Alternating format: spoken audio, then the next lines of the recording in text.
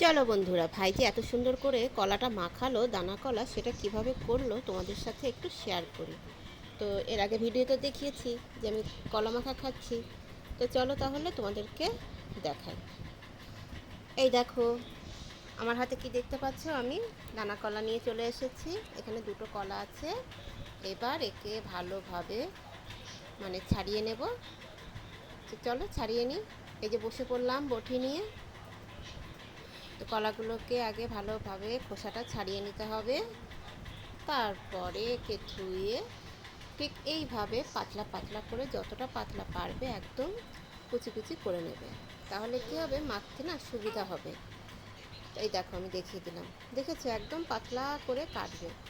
এই দেখো আমার কাটা কমপ্লিট। তো চলো এবার নেক্সট স্টেপ। তো সেটা হচ্ছে আমার ভাই। ভাই দেখো একটা বড় গামলা নিয়ে নিয়েছে, গামলার ভিতরে মাখাতে সুবিধা হবে। আর এদিকে হচ্ছে শুকনো লঙ্কা ভাজা হচ্ছে, তেল ছাড়া কিন্তু, হ্যাঁ। তারপরে একটা বাটিতেও তেঁতুল নিয়ে নিয়েছে, শুকনো লঙ্কা, বিট নুন, এটাকে সব মিশিয়ে একসাথে ভালোভাবে চটকে নেবে। আর হ্যাঁ, অবশ্যই একটু জল নিয়ে নেবে, অল্প একটু। তো এই দেখো পুরোটা ঢেলে দিল ভাই। এইবার ঢেলে দেওয়ার পরে ভালোভাবে এটাকে চটকে নিতে হবে, দেখেছো। এবার দেখো ভাই, এবার পরিমাণ মতো চিনি দেবে। মাখাটা তোমার টক, ঝাল আর মিষ্টি তিনটেই যেন সুন্দরভাবে হয়। তো এবার আমি এই যে বাটিতে করে নিয়ে বসে পড়েছি।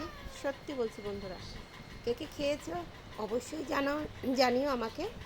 আর যে খাওনি, এভাবে একবার ট্রাই করে দেখো, দারুণ লাগে। তো চলো টাটা। আজকের ভিডিও ভালো লাগলে লাইক কমেন্ট